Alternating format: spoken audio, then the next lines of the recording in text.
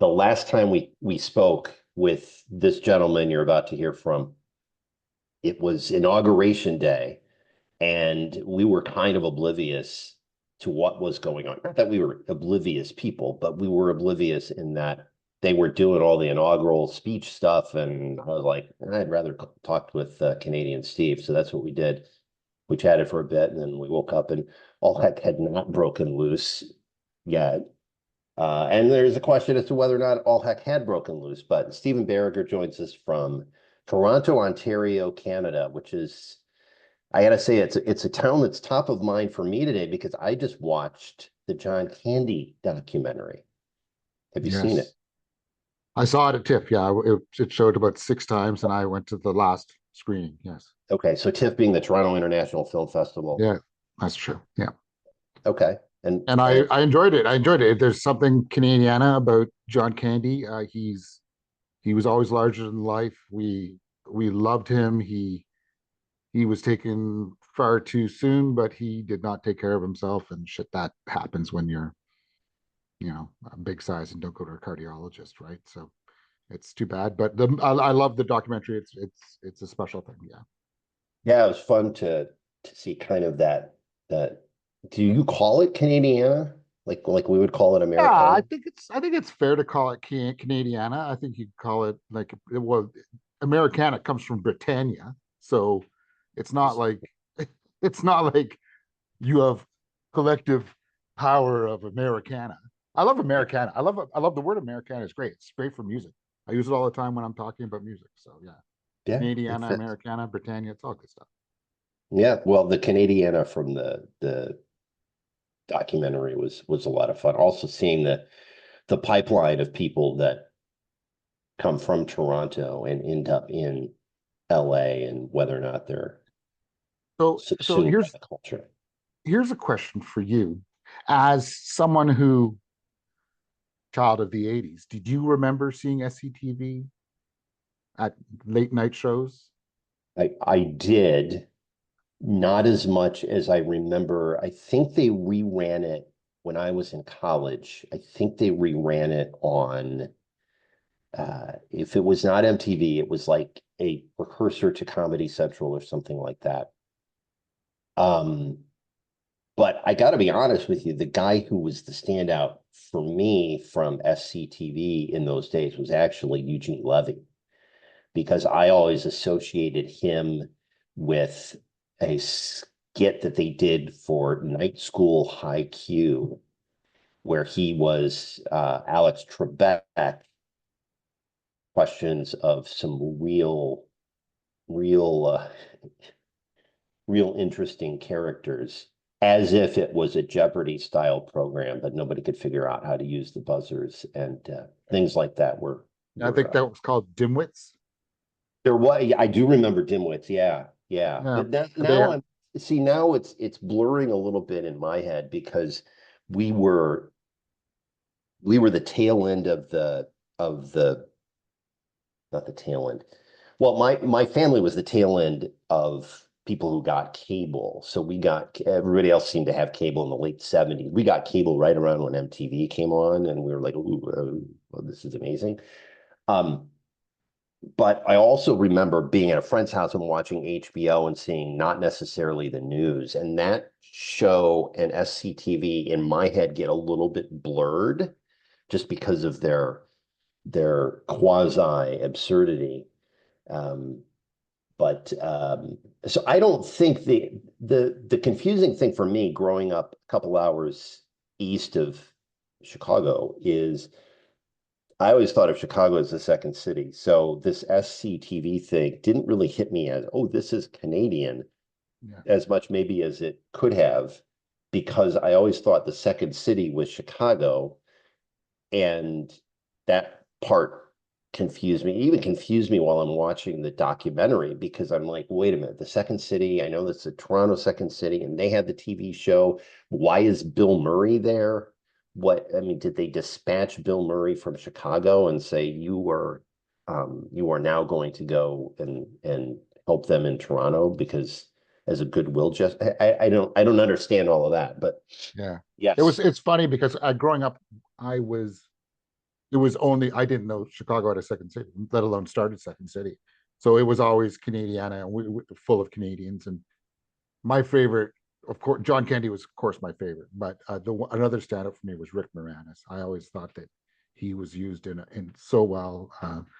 I remember hearing a story. The guy from the McDonald from the Doobie Brothers there, Michael McDonald, and he has that great skit where he just comes in and he sings back up on a Christopher Cross song. And I believe I saw Michael McDonald saying that he was touring and he had spent a night of debauchery, and he came back and he watched it and he was so confused because he didn't remember doing that because the imitation was so perfect. Anyway, so it's if you get a chance, it's available on YouTube. Go check it out. It's freaking amazing. But yeah, he's so good. The stuff there at ACTV was so great, and John Candy was big. Now, just I not to get too off topic. About 2 weeks ago, my son, we're just chatting, and I told him I'd gone to see this documentary, and he said to me, he goes, oh, "John Candy's one of my 5 favorite actors," and I looked at him half joking. I'm like, "Yeah, funny." And he goes, "What are you talking about?" And he started rattling off movies. And he goes, this movie, Planes, Trains, and Automobiles, Uncle Buck, like Little Parts and Home Alone or whatever. And he's like, these are great movies.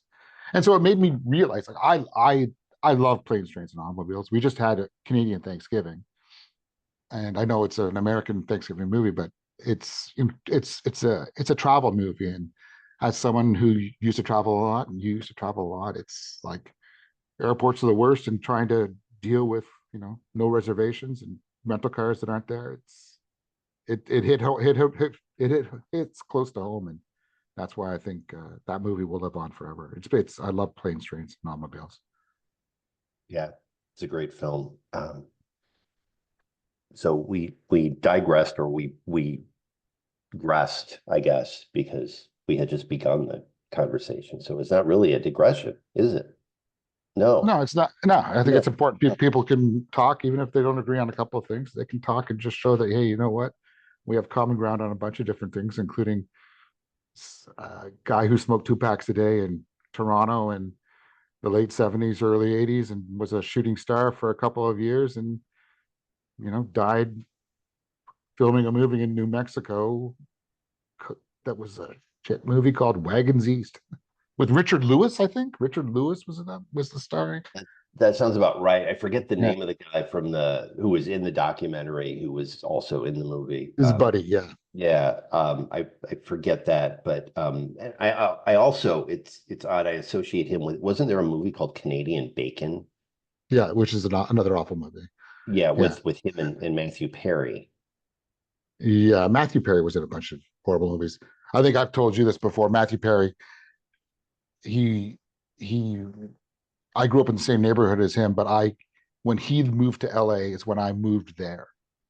So not his closest friends remained his closest friends, and most of them You're are talking about his. Ottawa, right? Ottawa. So yeah, in Ottawa. But so in my grade 11, my junior year, it would have been his junior year, and he had moved to Los Angeles that spring, and I moved in that summer. And it was funny because people always talked about, oh, our friend Matthew's gone off to LA, and I'm like, who knew? Which brings us back to Atlantis, because we haven't talked about Atlantis yet from Ottawa. And Matt LeBlanc was in one of Atlantis's first movies. I mean, Matt LeBlanc is not Canadian, is he? No, he was just appeared in a video. Okay. Walk Away, I think, by Alanis before Okay. she was Alanis Morissette. Right. And Yeah. What's that story? Was that? Alanis is from Ottawa? Yeah, she's very famously from Ottawa. Yeah, she went to Glebe Collegiate, and before she moved to LA, I want to say 93 or so. She was 19 before she started dating Dave Coulier, I think, or started dating him there. And he is And also Canadian. yeah, he's from out west though. Okay. And All right. I believe they met at a hockey game. She sang the national anthem at a celebrity hockey game, and he was playing hockey. Anyway, it's Okay. It's Well, what we that's do. that. We sing and we sing national anthems at hockey games. That's what Yeah, Canadians do. yeah, that's what Canadians do. Speaking of Canadians, before we talk about the romance, I did want to talk about, and the romance is, Katy Perry and Justin Yeah, Trudeau, sure. in case anybody's wondering where we're going with that. But the the new prime minister Yes. has been on board for how long now? Like 4 months? Uh, May, Okay, so 5 months, something like that, okay. in that That was range. Yeah. close. Yeah. Um, what's the perception up there of how he's doing, navigating all of everything that's going on geopolitically? So no, it's a little bit of a weird one because he's so stoic. He's such a banker. He's a banker, and so he he's got a fatherly vibe to him where it's all, hey, let's be calm, let's calm, let's calm. But he's also got one of those fatherly vibes where you don't really know what your dad is thinking, right? There could be, hey, heck, there could be money troubles. And it's not until you have some perspective later on. So I'm not saying that I would like to judge Mark Carney at this stage, 5, 10 years later, to see what is going through his head. Like we all do when we look back at some of how our fathers dealt with us, like why they deal with that. And it took for us to become fathers to actually realize what they were thinking. That's a little bit of a weird analogy, but it's kind of where we stand. He's having a bit of an issue. The problem is Canada is so big and we have big provinces. We have 10 provinces, and all of these provinces have different specialties. And we're having trade issues that used to not be there dealing with the United States. So while oil is still flowing into America, all of a sudden aluminum, which hurts Ontario and Quebec, is not going so fast. Automotive parts aren't going so fast. Lumber's not going so fast. So you have parts of the country that are happier, not happy, but happier. And then you have parts of the country that are a little bit depressed or a little more hesitant about what's going on and whether Carney's actually doing anything. And that's the crazy thing, right? Because I understand, like, I don't regret, I did vote for Carney. I don't regret voting for Carney, but he's holding his card so close to his chest. I don't know. And I think people in the inner circle know, but we really would like to see some sort of movement. It seems like there's been a lot of concessions to the United States, and that whole elbows up thing that we were big on isn't, we're not seeing results. And it's more of the fickle lives we live now, right? Where we're doom scrolling and trying to, like, I need results now, opposed to, hey, you know what?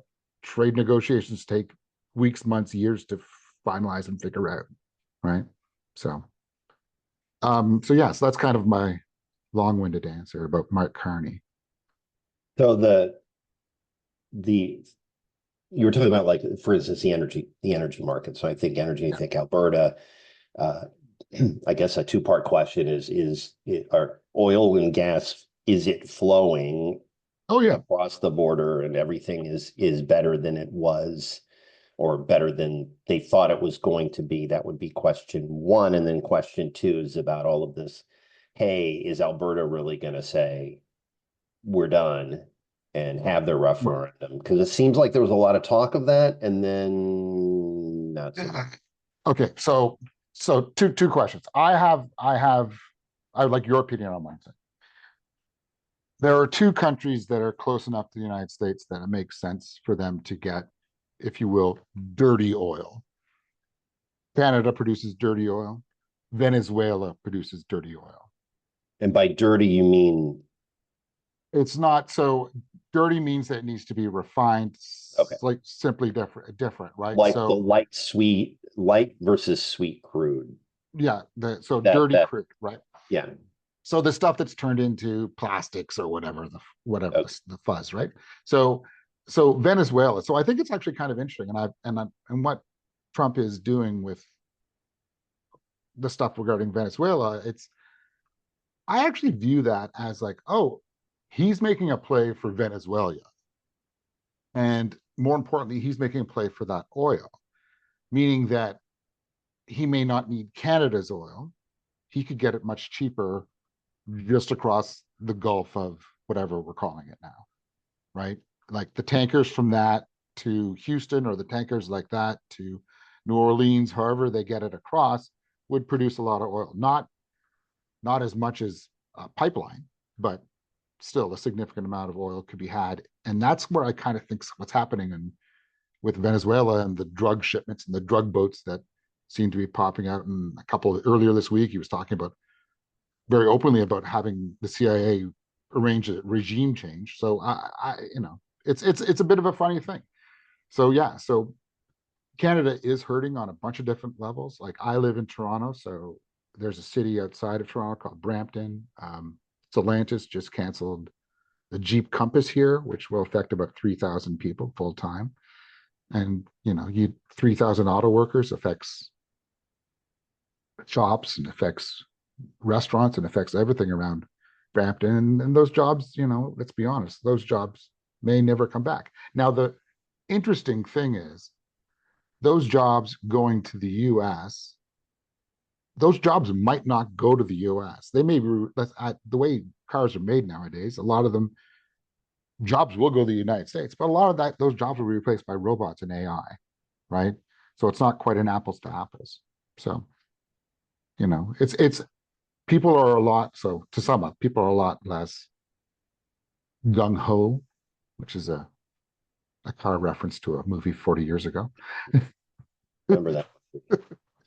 Than maybe they were 5 months ago, but still people are pretty, people are hesitant but hopeful.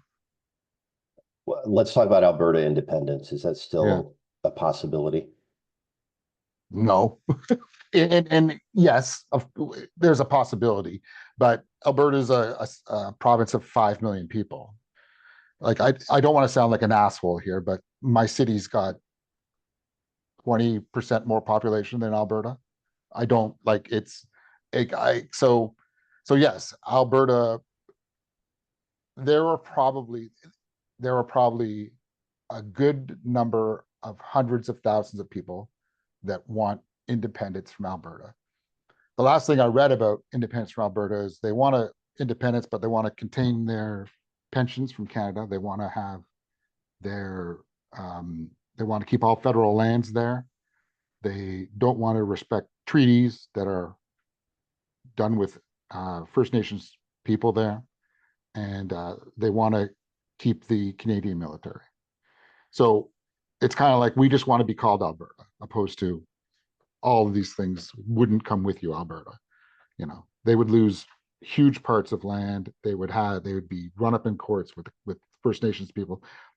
They're not really thinking it through as far as you would, because it's like it's a great rallying cry, but they're still part of Canada, and it's not as easy breaking up. They don't have military. Like they could do it, I guess, but it would immediately mean that they would have to have an immediate service. Like all 18-year-olds would have to go into the military in Alberta, and you'd have to serve, much like Israel would have to serve for 2 years at a minimum for them to have a defense force, because they wouldn't have one. So it's like a bunch of cowboys sitting around a bar and saying we should become our own province because we make a lot of oil, because oil is going to be the most important thing for the next 2 billion years. It's not. I don't think it's sustainable, and I think it's a bunch of people my age and older that are believing that, opposed to where energy is moving in small nuclear reactors, and even Alberta's looking into them as well. So I don't. If you want to have a 75-inch TV and a electric car and all that stuff, it's electricity. It's not oil, right? So yeah, it's still a possibility. Likely no, but still a possibility. So they're not being realistic in their. I don't see how they are. So it's funny. The one thing is the premier there, Danielle Smith, is doing all the things that she's trying to do to control her people. She's fairly, she's had some questionable um, dealings, her and her husband. I certainly don't know enough of the facts to ever accuse anything of stuff, but stuff that you've read make it, oh, that's, the CNC Music Factory. Oh, that's interesting. Things to make you go, like, so she's using a very Donald Trump when it comes to uh, when it comes to trying to, don't look at this because here's a couple of things that would be more exciting. And so she's focusing on, to stay away from Epstein. She's focusing on like, hey, why don't we do this, referendum on independence, opposed to worrying about healthcare and what money I received from certain people or my husband did, or those allegedly. I don't know enough about it, so it's a bit of a shell game. Speaking of shell games, Yeah. it It's another seems like pun with gas. huh? Yeah, Another exactly. pun with gas. I'm doing my best. Actually, I want to talk about alcohol Yeah. and all the other tariffs that are making the rounds because, huh? I Okay. don't Yeah. totally understand, but so there was and I always get the Ford brothers mixed up. Rob is dead. Rob is the one who is dead. Rob Therefore, is dead. Doug is the one who is the current premier of Ontario, and he dumped out some Crown Royal to protest the fact that there were tariffs or something. And I No. don't Yeah. totally understand it. It was a weird publicity stunt. Didn't totally make Yeah. the rounds. It was a good waste of some alcohol, but what's So going yeah. on in the tariff world Yeah. as it pertains to things like alcohol or other consumer goods and how what exactly is going on. So okay. So I live in Ontario. Ontario is approximately 15 million people. We have our own liquor board here. So all liquor that comes into Ontario goes through the liquor board.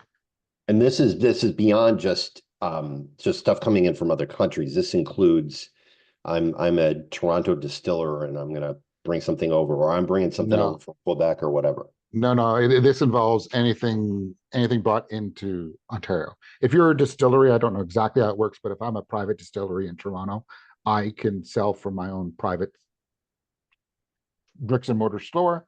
But if I want to be in the LCBO, which is what we call the liquor stores, you have to adhere to a certain things. When it comes to tariffs and it comes to America, one of the things they've done in Ontario is, I believe there's talk. So there's talk that either the LCBO is the largest alcohol and wine purchaser in the world, or it's Walmart, one of the two. And I'm not exactly sure, but for 16 million people, they're the only group that is allowed to purchase any kind of alcohol. So as soon as those tariffs came in against aluminum and steel here in Ontario, Premier Ford, who has actually turned into almost Captain Canada, if you will. He's it's so funny. It's his brother was such a weird one, and Doug is at that age now where he's 60 and you're like, he's that kind of dad that you could talk to across the fence. It doesn't make any sense. But anyway, so I can't buy bourbon. I can't buy any Pinots from Ontario, Pinots from the United States. I can't buy any wine from the United States. All bourbon, everything's gone if it's American. Now, there are no private liquor stores in Ontario. So if you want bourbon in Ontario, you either have to have brought bourbon, either have to already own bourbon, or you've purchased it before and you use it, whatever. But if you go to a bar in Toronto, you can't have an old fashioned unless they've stocked up on way before this. It's all gone. Now, different provinces. I was in Vancouver 2 weeks ago, and um, they also have a provincial controlled board. In those provincial stores, they do not, you're not allowed to sell American booze. But I went into a private store where they did have American booze, and I I asked the person, I said, you're selling Goldeneye like this, and that's my favorite Pinot from California. And they're like, oh yeah, we have that. I'm like, but it's American. They're like, oh yeah, but we purchased it and we paid the tariffs. And I just walked out of the store. Like that's one of the things. Like, there's tons of great wine from around the world. I don't have to buy American wine right now. My old fashions now are with Canadian whiskey. Like, it's just Does the way it that is. does that impact the flavor? I'm not an old fashioned expert, Not at so all. Not at all. Not at all. It's funny. I bought a beautiful Scotch from Isle of Skye this weekend, and we put a big dent in it, and it was delicious. So it's I don't miss it. That's the funny thing. I don't miss it. Like, so don't get me wrong. Like, I've downstairs in my cellar, I've got at least 30, 40 bottles of Canadian of a California and American wine. okay. I still love it. I've imported it directly from the United States. But it's funny. I saw you earlier this summer, and when I came across, normally I go to Binny's in the Chicago area, and Right. I fill up my car, and I will happily pay duty when I cross the border, because it's like, I think it's important to do that. This year I didn't go to Binny's. I have a Binny's card. I didn't go to Binny's, and I didn't buy anything, which is weird because it's one of my favorite things to do. What would how big would the tariffs have been in comparison to what they used to be when you went to Benny's? Uh, I don't know. I think it's like 30 or something percent. Wow. Okay, So so $100, hundred, on top of what it was, yeah. right? So for hard booze, you're looking at paying anywhere around 80 to 100%. So Okay. so yeah, So it's certainly not worth it. yeah, so in addition to on principle saying this is I So, won't do this, it's definitely a financial thing. And like, right. wow, I'm not gonna spend. So yeah. So Casa Azul tequila, Yes, get the fun bottle. yeah. So I can buy that at my LCBO for 320 Canadian. I could buy it at Binny's probably for 160 American. But if I imported that in, it would probably cost me another $160. And so all of a sudden, because the deflated Canadian dollar, it's not worth it. Yeah. Okay. I like it, but I don't like it that much. So Yeah. yeah. So it's funny. It's funny. So yeah. So certain you can still buy American booze in a couple of provinces, but most of the provinces are not. Now the fun thing is that Canadian wines, and I'm a big fan of some Canadian wines. So Canadian wines they're up 75 to 85% across the board. Across the board. You mean sales numbers for Sales for them. okay. So you have wineries that are they're out of stock. They're like, That's awesome. thank you for 2005, 2025. We have no more booze. Well, We'll see you in the spring, right? And it's great. It's great for them, and I'm really happy because I don't like all Canadian wine, but there's certain labels that I really enjoy. and most of the Canadian wine is Niagara. So there's two different well, the fun thing is that there's wine in every single province. The two big regions are the ones, there's two in Ontario. One's called Prince Edward County, which I think is fine, and Niagara, where they do have some pretty decent wines. And then, of course, in the Okanagan region of British Columbia, where they have excellent wines. So, it's funny. That sound like a 50-year-old douchebag. I get a couple of cases of white from BC, and I buy a couple of cases of Pinot from Niagara every year, and I get them shipped to my house. I, it's very my dad. It's something my dad did, and I like to do it just because in honor of him. Awesome. Yeah, Tremendous. Cool. yeah, tremendous. Yeah, Yeah. Okay, so we've talked about tariffs. We've talked about Carney. Give me sort of a letter grade of how yeah. Carney has handled the tariff situation specifically. C plus, C What plus. what could he do to bring that grade up? Well, he has to show the work. It's like when you did those exams, and you're like, okay, that answer is half right, but how did you get there? And so it's actually, you know what? It's not a C. It's an incomplete.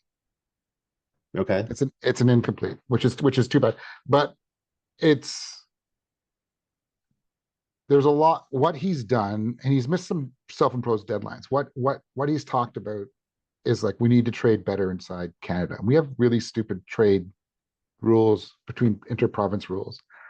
And one of the things we need to do is start creating like when I get my just between you and I, when I get my wine from BC, it's shipped as medical supplies, Okay. right? So I don't have to pay taxes on it. Because if it came as wine, I'd have to pay taxes on it. And that's stupid. Like someone, if they live in Winnipeg, Montreal, or Halifax, should be enjoying wine from all over the country. And that's just my thing. Wrapping up the Crown Royal thing. The Crown Royal thing was because in Ontario, there was a bottling plant. And the company that that ran the bottling plant decided to shut the company here and move the bottling to the United States. Now, Crown Royal also has two other facilities in Canada, one in Manitoba and one in Quebec. So it's mostly Ontario that's angry because I think they're losing 300, 400 jobs, which is tough, which is an unfortunate thing. I still would have taken that plug out of the bottle, though. Yeah, that was as an old PR guy, as old PR guys, we know for sure you got to make sure that the stuff you got to make sure you can just go like that and it pours out, not shot by shot. Yeah. What's the mood in the country with respect to how you perceive your American neighbors? It's tough, right? So we have so much stuff that is one of the problems that I'm finding is that so many Canadians are caring too much about American politics. And I see doom and gloom. It's life is still good, life is still great, but we're hanging on a balance between something that affects us but doesn't we have no say on how to solve it. So that's my one thing. I find that there's a lot of people who care too much about America's politics. Now, I think that it's funny because we have talked previously about Pierre Poilievre, and I think I said to you when we talked 10 months ago, I said, Pierre Poilievre is going to be the next Prime Minister of Canada. The ghost of Pierre Trudeau could come back and run, and there's no way Pierre's going to lose. And then he lost. And the reason he lost is because people viewed him way too much as a mini Trump. And as soon as Trump started saying 51st state, as soon as Trump started saying tariffs, we're going to cut jobs, we're going to force Canadians to become Americans. As soon as, the Trump administration started doing things that were against, immigrants, legal or otherwise, right? Canada has always been very, very proud of the fact that we're literally, while you might be a melting pot, we embrace everyone's culture, right? I live in Toronto. If I want name a country, I can go have lunch at a restaurant that represents that country today, right? It's that easy, and we don't want people to change, right? It's a bit of a weird thing. So I think it's funny. I think I have a really great friend, someone who I consider a brother, who is like that close a friend, who went to Vegas last week. And so it's not what I would do, but he's like, it's what I wanted to do. And I'm like, hey, you do you, right? I'm not, it's like, as long as you can wake up, look yourself in the mirror and say, you know what, I'm happy with who I am, then far be it for me to say I wouldn't do that, right? So I think everyone's like dealing with a little differently. I wish people would be a little more, hey, that's something that's happening there. Let's try to fix here better. And it's funny because back to Poilievre, I think one of the things that he's still trying to do is he still has the Trump speaking points, but he's still trying to distance himself, right? He's big in crime and he's trying to he's fixated with Trudeau. He wants Trudeau to be locked away for something. And I'm like, I hate politicians who look to the past opposed to trying to evolve the future. And hindsight's 2020. That's great, awesome. But let's move forward. And I'm not sure if he's someone who can do that. And the interesting thing about him is that he has a leadership review in a couple of months. And while he's now, once again, the leader of the opposition, I don't know if he can really be anything more than a leader of an opposition. He reminds me of like that old adage, what happens when the dog actually catches the car, right? I don't get any leadership vibes out of him at all. I get that dog, and he's a very good dog. He chases and he barks and he's fucking, that car is going to be mine. But I don't know what he would do once he caught the car, right? And I'm not sure if he has, and hopefully he has the people around him that could lead the country really well. But he doesn't seem like he's a career politician, right? He's never had a job. He's only been an MP. He's 45 years old. He's been an MP for, I think, for half of his life. Like out of university, he's an MP. So it's a bit of a weird thing. So, I there's a chance that we'll have a new leader of the opposition in January, which is crazy considering how big his star was 12 months ago. But It happens. It happens. Like people like you and I have talked about Ron DeSantis, right? Who may still come back, but no one's talking 2028 Ron DeSantis, right?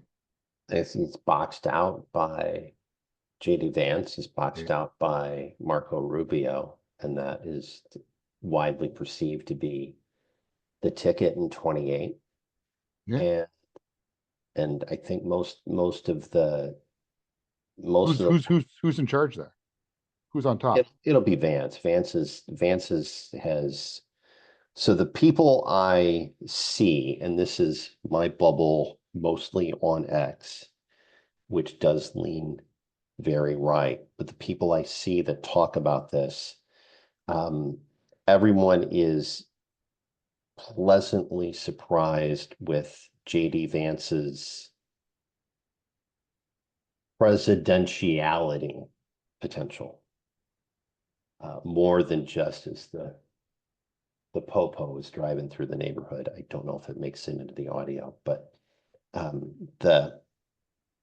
he's maybe exceeded expectations on that front.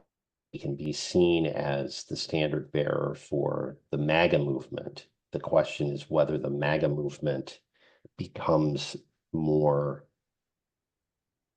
populist in nature because of Vance's nature, because Vance could probably be considered, and I'll get in trouble for saying this, but he probably could have been considered a rhino under other people's definitions of what it means to be a Republican.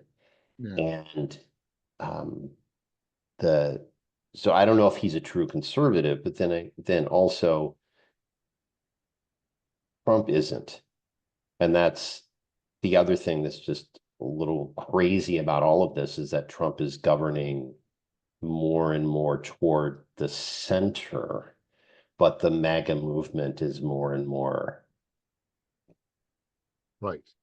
Yeah, more and more trying to pull him right. Some of the things that he had a comment on in vitro fertilization the other day that got a bunch of people wondering, okay, this guy, does Trump, does he have the conservative bona fides anymore?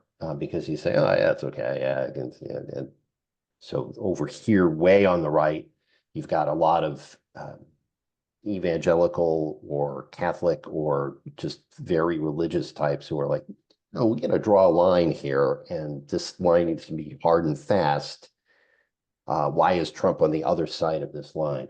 So there's a lot of questions about where exactly the party is going. And I guess that if the direction that Trump is actually taking the party is a little more populist, Vance is probably the kind of guy that could fit in quite well.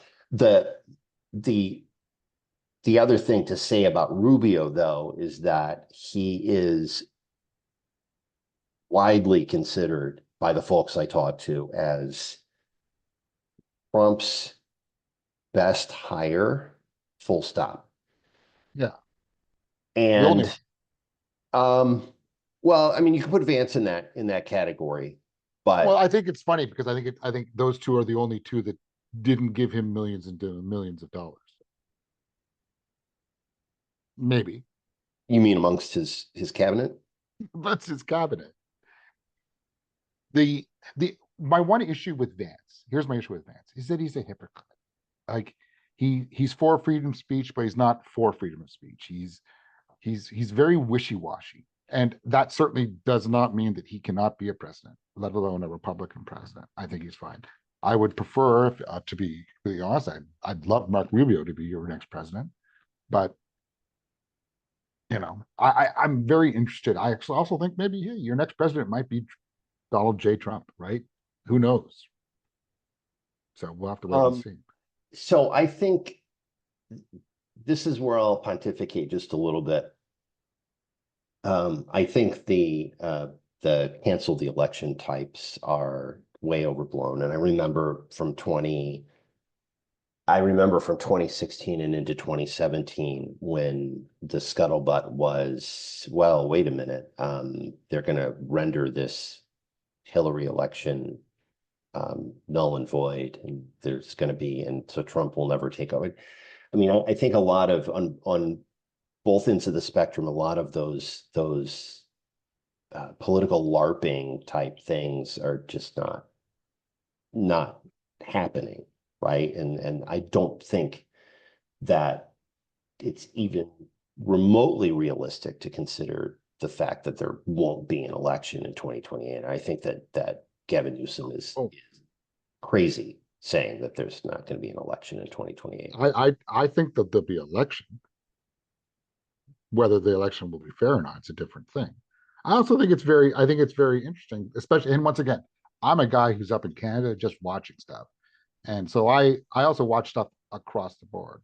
I have Fox open, I have CNN open, and then I read a bunch of stuff from newspapers. I don't read a bunch of WordPress stuff. But there's something to be said about, hey, FDR was president for 4 terms, right? Because of wartime, right? There's a lot of army in the streets in America, rightly, wrongly. I'm not one to say, I'm not there. So it's an argument could be made that, you know, the enemy within is an enemy, and things stay status quo because, and once again, we're 3 years away from 2028, so there's a lot that can happen, but we're getting used to, and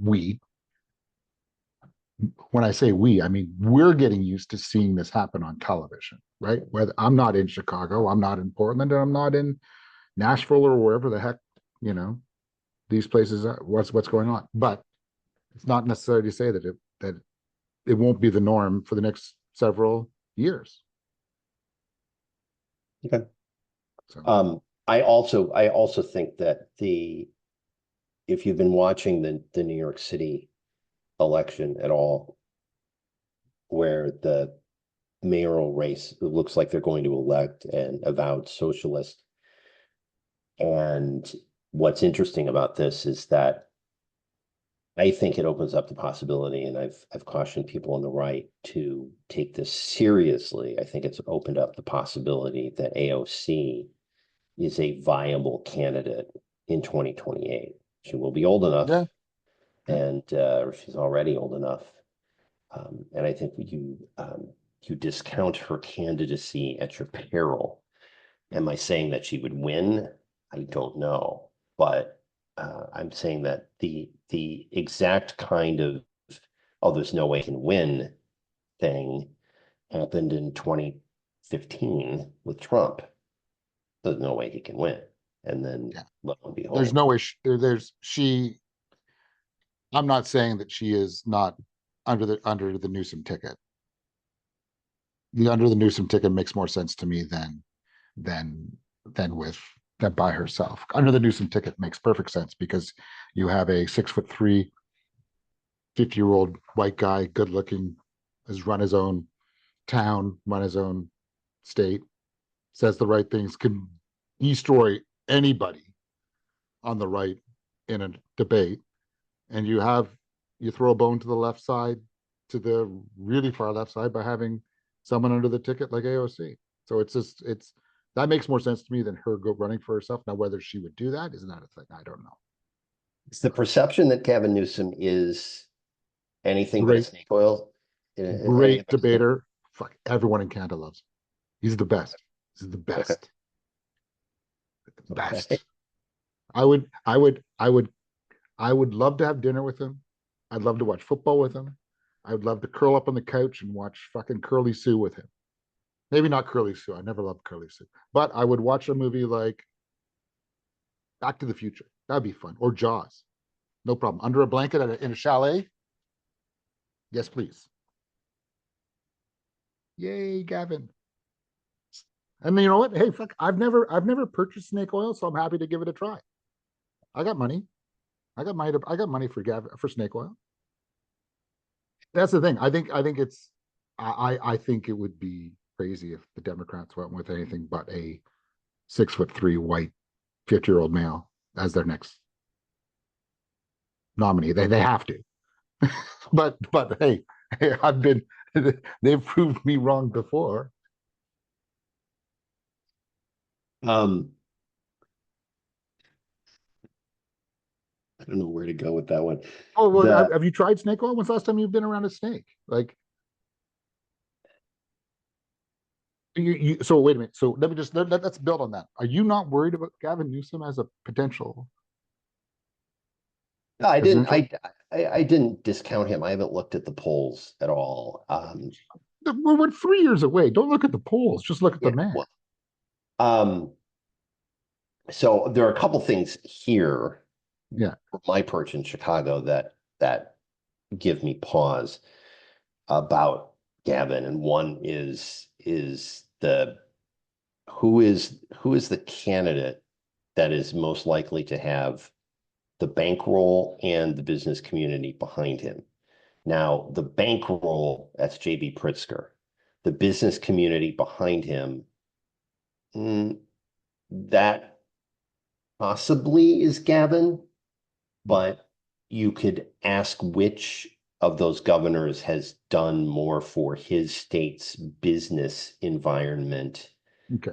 And not be sure. Yes, there's 3 years, but we've got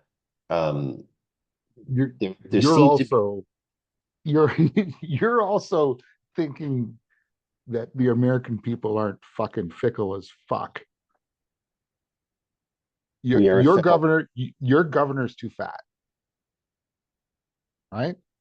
As a fat guy, that, like, hey, listen, and listen, I'm if I don't live in the States, but I would probably vote Democrat if I was. But your government is too fat. I love Shapiro. I love him. Says all the right things, but I'm just going to leave it at but. And the only person at this stage to nominate, the only person is Newsom. Not Mayor Pete. I love Mayor Pete. Speaks well, goes out, talks all the right things. I love him, but I don't know. I don't know. Do you think look around your neighbors to, like, are we still there? Are we at that stage? Like, as someone who has lots of gay friends and lots of gay family members and happy as a clam being around them and love them, I don't know. Once again, I'm not the general public. I am the general public, but I'm one person. I'd happily vote for him, but I don't think everyone else will. But I love Pete. I think Pete's great. He's you know what? I would love to watch football with Pete, have dinner with Pete, and heck, I'd even snuggle on the couch and watch Sleepless in Seattle or Jaws with Pete. Happy to. Okay. Uncle Buck, that'd be Pete. Me and Pete watching Uncle Buck. Fuck, we would laugh and laugh and laugh. Talk about Indiana. You know, hey, have you ever been to that bar that Mark Sanchez was at? So that's not close to Mayor Pete's world. Hey, Indiana's a big place. I went to a football game in Indianapolis once. I didn't have the trouble that Mark Sanchez had, but we had some fun. Let me tell you, Indianapolis is a fun time on a weekend. It's funner than Cincinnati. Where'd you rather spend the weekend? Indianapolis or Cincinnati? Right now, make one. Make a choice. Well, I mean, I'm biased because if there's a Bengals game, I'm going to the Bengals game. Yeah, but you're wearing blue for the Colts. I'm wearing blue because it's a neutral color that looks good on camera. I didn't want to do the Bengals sweatshirt for a video that's going to be published and perhaps going to go going to be parsed into little bits and then sent out to various political campaigns. Smart little bits. Yeah, and there'll be maybe 27 views of each of them, and then we'll. What'd you think of the Bar Italia album? The only song I heard was Fundraiser. I really enjoyed the song Fundraiser. I am less of a, so this is a great segue because we're going to talk pop culture here in a second. Yeah. So I'm not an album guy as much as I used to be because just the way music is. I'll find singles I enjoy. I'll hear them on Sirius XMU. I'll maybe seek out some other songs from that act. But I haven't heard the whole Bar Italia album. It's a good album. Okay. It's a good album. The last single is great. Omni Meadow, Omni Heaven, something. Anyway, great song. Okay. And you're a big fan of the Bel Air Lip Balm, right? Well, I love that second single. Second single's great. Didn't love the third single. Looking forward to an album. Right now, I'm all in on Australia music. Melbourne's putting out great stuff. Love it. Okay. Well, what from Melbourne do we need to pay attention to? Oh my God. Okay, so it's them, Folk Bricks Trio, great album this summer. There was a heavy metal band. Oh, I forget the name. Oh, I could look it up, but it's in front of me, but it isn't. There's a bunch of different things I've loved this year.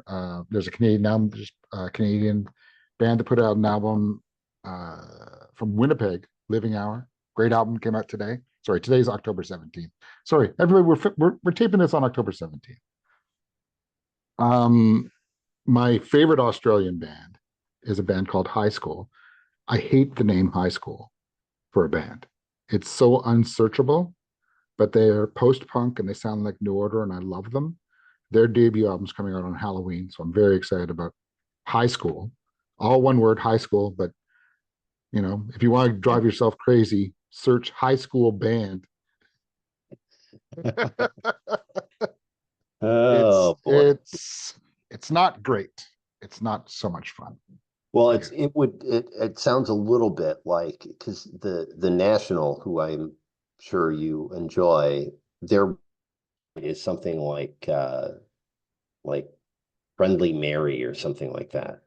Yeah. So it's not the National because they're named after a Canadian news show. They were named after a former American USA Today answer to a sports only newspaper that came out. Do you remember that? Remember the National? No, but every night I like to watch parts of CBC's The National, and searching The National live. Yeah. When you want to watch the live broadcast, gets you a lot of home videos of National concerts, which I do, and I do enjoy the National quite a bit. Okay. Indie rock, I love it. Yeah. And other acts, you introduced me to Preoccupations, whom I adore. We all know you adore them. You've featured them like 15 times already. I do. I like to feature them. You gotta move out of that. Expand. There's this great dark wave synth band out of Philadelphia called Corrine, which I like quite a bit. How's that spelled? With a K, Korine. Okay. It's so funny. I loved it. They have a Amadromia, I think a song is called. Anyway, I loved the song in my head. And then I did the mistake of actually reading the lyrics. And I'm like, I was disappointed because there was a couple of words that I wish were. I thought they were the angrier word, but they weren't the angrier Uh, word. They were so it was a little bit more of a. Uh, they say so sweet, and I wanted to, you are so, shit or something like that. But yeah, okay. but it's good. Yeah, but there's lots of good stuff. I've seen a couple of bands recently. Pretty happy with stuff. Wolf Alice, great band. I saw Pulp was a great show. Speaking of Americana, Hayes Carl was Yes. in town. I love Hayes from Texas. Um, he's got a great finger on the pulse of what I think is happening down there, at least for simple folk. So I'm pretty happy with that. But yeah, And yeah, and then this romance that's happening between Katy Perry, oh, it's American real. musician, and Justin Trudeau, former Canadian Prime Minister. Your thoughts? Yes, and eventually speaking person, speeches and stuff like that. Yeah. First of all, I love it. I love it. She seems like a lot of fun. Uh, I've met him a couple of times. He's fine. He's a fun guy. Um, if you could date Katy Perry, you'd date her, wouldn't you? I would. So I love it. Good for him. No notes. Uh, Hey, no notes. no, no, it's Uh, okay. Yeah. Well, see, I was just wondering how old she is. She's 40. yeah. I guess I had her a little older than that, maybe because of her longevity in the music world. What's he? 51 ish. Uh, 51 or 52. He Yeah. has a Christmas Yeah. birthday. Yeah. So, I have a good buddy in New York who's 52 and is dating someone who's 38, and more power to him. She's great. He's great. They're having fun. So well, if Katie and Justin are as happy as my friends Dan and Cassie, then good for them. good for them. Good for them. Like you're like, and which brings me back to Pierre Polyev. Like, why do you care? Like, fuck, who gives a shit? Like, he's no longer in public life. Like, move on. Like, just move on. You mean the fact that Pierre Polyev He cares wants him in about this? jail. Like he's He wants literally, Trudeau in jail yeah, because, because of something happened with a engineering consulting firm okay, okay, I under see. his watch. Lock her. He's literally yelling, "Lock her up," but lock him up when it comes to someone who's no longer in politics. So But it they're not. seems to me, it seems to me that this is kind of missing the key element of because they talk about lawfare down here all the time. So, did Trump jailing just his political opponents because they're political opponents? Did Biden jail, blah, blah, blah, blah, all that sort of stuff, right? Yeah, But Polyev doesn't have any power to do yeah, that. yeah. That's true. So why? Well, he thinks it's still brand recognition, right? As two Okay. former marketing guys would talk about, it's brand Yeah. recognition, right? People like the most popular slogan used in Canada used to be "fuck Trudeau," right? And what do you happens when your prime minister is no longer Trudeau? And those are the only two words you know. Like Yeah. I think I told you this. I was in a LCBO back when you could buy. This is about 3 years ago, and I was behind a guy who was wearing shorts, and on his calf was tattooed the Canadian flag, and on top of the Canadian flag was "fuck," and below the Canadian flag was Trudeau. He had tattooed it on his calf, and Mm. Okay. hey, where's the beef? We're still saying that 40 years later, No, right? no regrets. No, that's right. No, well done. Well, Yeah. well done. Well, Isn't that regrets? Isn't there yeah, it was somehow regrets? misspelled. Yeah. Yeah, with an A. Yeah. Yeah. Hey, Jimmy, Yeah. that movie's underrated. We're the Millers. We're talking We're the Millers, right? No, I was talking about the meme of the guy who had the tattoo. Yeah, but that's from We're the Millers. I think there was a guy in real life that had it. No, no, Okay, so it's I've been victimized by well. memes. It's, Oh, what are the chances of that? yeah, misinformation has got me again. Yeah, Oh my goodness. What do I do? What do I do? yeah. Uh, Final Um, thoughts? Questions, Uh, comments? oh, here's something interesting. What would you do if you watched a baseball team and every time you watched them, they lost, but they're your hometown baseball team and in the playoffs? What would you do? So, true story. So far this playoff season, I did not watch game one, two, or four of the Yankee series. I watched game three.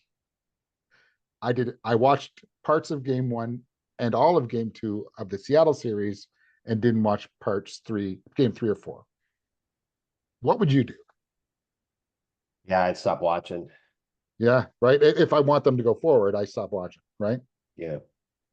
We're very we just in general are very superstitious creatures. So Yeah.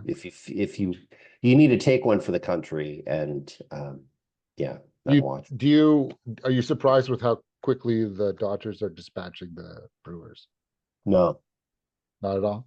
No. None of this surprise, none of anything that happens in modern baseball playoffs surprises me because of this. The regular season, I could have told you this and probably had some discussions about this when the Brewers were rattling off like 14 straight wins in August or so, because it reminded me of when the Indians, they were still the Indians a few Yes. years ago, and they had a like 22 game win streak. As like once they get to the playoffs, they're toast. But the other reason it does not surprise me is that the Brewers are relying way too much on this bullpen starter closer concept. And part of that's kind of, I think, a left, they don't have the arms that the Dodgers have, although the Dodgers have Yeah. had bullpen troubles. If you can get 8 or 9 innings out of your starter, you do it. Um, but I think some of this is a leftover from the way Craig Counsell managed pitchers in Milwaukee before. He ended up with like 6 starters, and Pat Murphy has continued to go with that, and they just overuse their bullpen. No, I mean, and I won't be surprised if it's a 4 game sweep. What do you Here's the next question. Do you think Bud Selig is more excited about a Dodger Seattle World Series or a Dodger Toronto World Series? Is Bud Selig still alive? Isn't he the commissioner? No, that's Rob Manfred. Bud Selig was the Milwaukee car dealer who owned the Brewers and then had to sell the Brewers to become commissioner. Okay. So Yeah. Rob Redford, who is also dead, is he owns the league now? Manfred, as in Okay. Manfred Mann's Earth Band. Um, the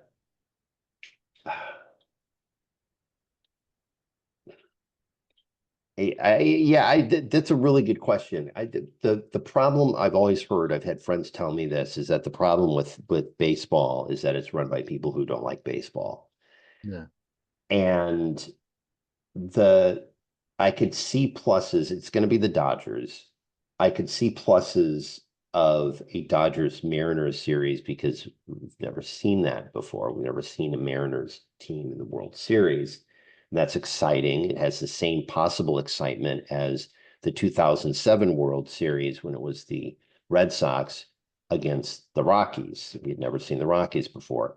I don't know if anybody remembers that series other than the fact that the Red Sox swept it.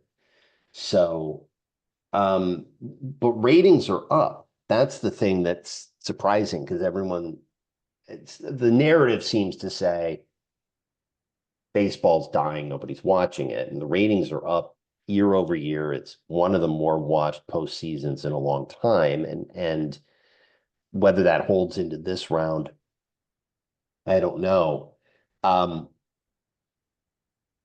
but I liken it actually to people love watching excellence, love Yeah. watching someone at the top of their game. Shohei Ohtani, who has been struggling in the postseason. I mean, this guy is the real deal. And it kind of, you look at that, it reminded maybe a little bit of the Yankees dynasty. It's like, all right, I can appreciate this because these guys are really good at this game. So, but from a nostalgia standpoint, and to get a couple of coasts involved, I think baseball possibly would rather have Toronto against Yeah. the Dodgers. Just for the cultural aspect too. You know, you get the first time in 32 years. So, and you run the risk of someone having an inverted flag like they did a few years ago and 30 years ago. So Singing we the shall see. song wrong, doing all that Yeah. stuff. Yeah. Yeah. So, Anyway, so my pledge to you is I won't watch another game. okay. I appreciate that. And to the good people of Canada, I'm not watching another game. All of Canada has you to thank. Yeah, no Thank you. problem. A tremendous, tremendous time talking with you again. There's that word, tremendous, but It's always great chatting with you, Dave, and hopefully you enjoy your weekend. you do the same. Okay.